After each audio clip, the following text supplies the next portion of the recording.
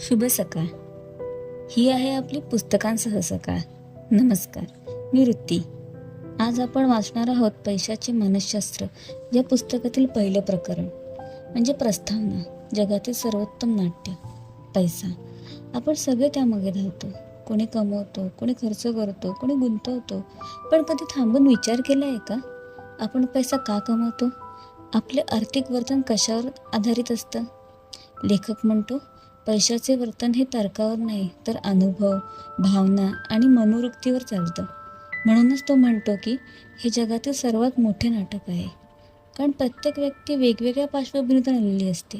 कोणाचे बालपण गरिबीत गेलेले असते, कोणाचे श्रीमंतीत, कोणी मंदी बघितलेली असते, तर कोणी तेजी. हे अनुभव ठरवतात की आपण पैशाकडे कसे पाहतो. लेखक अजून एक महत्त्वाची गोष्ट सांगतो, शहाणपण आणि बुद्धिमत्ता यामध्ये फरक असतो. बुद्धिमत्ता म्हणजे माहिती असणं, तर शहाणपण म्हणजे योग्य माहिती योग्य वेळी वापरणं. पैशाच्या बाबतीत शहाणपण म्हणजे संयम, दीर्घकालीन विचार आणि भावनांवर नियंत्रण. लेखक असंही म्हणतो की पैशाचं गणित सोपं आहे, कमवा, वाचवा आणि गुंतवा.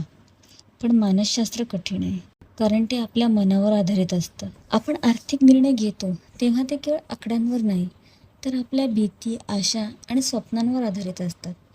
म्हणूनच लेखक म्हणतो, पैशाचं वर्तन हे एक नाटक आहे, जिथे प्रत्येकजण वेगवेगळ्या भूमिकांनी काम करत असतो. हे समजून न घेतल्यामुळेच आपण आर्थिक निर्णयांमध्ये चुकतो. तर हे होतं पैशाचे मानसशास्त्र या पुस्तकातील पहिले प्रकरण.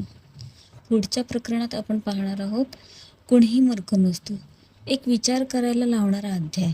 तोवर फक्त तुम्ही आजच्या अध्यायाचा विचार करा की तुमचं आर्थिक वर्तन कोणत्या अनुभवावर आधारित आहे. व्हिडिओ आवडला असेल तर लाईक करा, शेअर करा आणि पुस्तकांसह सकाळ या चॅनलला सबस्क्राईब करायला विसरू नका. ही आहे रोजची एक छोटी वैचारिक भेट. पुन्हा भेटू उद्याच्या सकाळी. धन्यवाद.